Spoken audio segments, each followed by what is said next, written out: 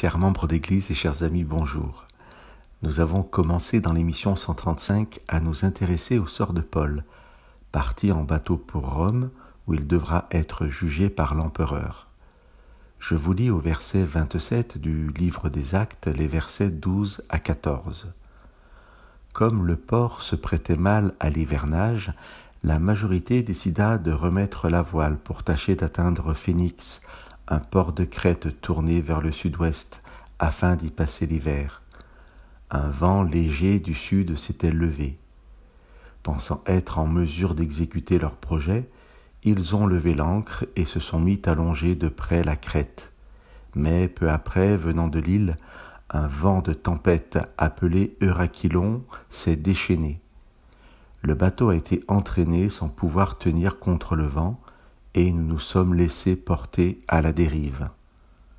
Dans la suite du texte, Luc nous explique comment l'équipe va tenter par divers moyens de maintenir le bateau à flot. Je vous lis après ce récit de Luc le verset 20. « Ni le soleil, ni les étoiles n'avaient paru pendant plusieurs jours, et la tempête restait si forte que nous avions finalement perdu toute espérance d'être sauvés. L'équipage n'atteindra jamais Phénix, ce port censé protéger le bateau et ses occupants, car le vent léger, le vent sans danger, apparent, s'est transformé en terrible tempête. Luc, qui faisait partie du voyage, englobe tout le monde, lui et Paul y compris, lorsqu'il écrit « Nous avions perdu toute espérance ». Il n'y a pas de surhomme dans cette histoire. Tout le monde est logé à la même enseigne.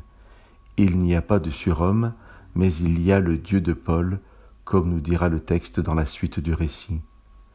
La question se posera toujours de savoir pourquoi Dieu, souvent, n'empêche pas l'épreuve, mais intervient miraculeusement au cœur de l'épreuve, quand toute espérance s'est envolée. La question se posera toujours pour celui qui continuera à la poser, s'enfermant parfois dans son incompréhension, plutôt que de s'ouvrir à la grâce de Dieu. Dans un combat entre le doute et la foi, entre la révolte et l'acceptation de l'épreuve, le doute et la révolte gagneront toujours, parce qu'il y aura toujours de bonnes raisons à vue humaine pour s'insurger sur ce que Dieu semble permettre. Pour l'instant, dans ce récit, tout le monde, comme le bateau, est à la dérive. Mais durant la nuit, le Dieu à qui Paul appartient et rend un culte, nous dira le texte, va se révéler au cœur de la nuit. Chers amis, qui que nous soyons, quelle que soit notre croyance et notre foi, nous pouvons être au cœur de la tempête. Elle n'est pas le signe que Dieu nous a abandonnés et nous n'avons pas à désespérer. Dieu, quelle que soit l'épreuve, n'abandonne pas les équipages. Et la question à se poser n'est pas tant de savoir pourquoi Dieu permet certaines situations, mais comment je peux discerner sa présence à mes côtés sur le chemin de l'épreuve. Que Dieu vous bénisse.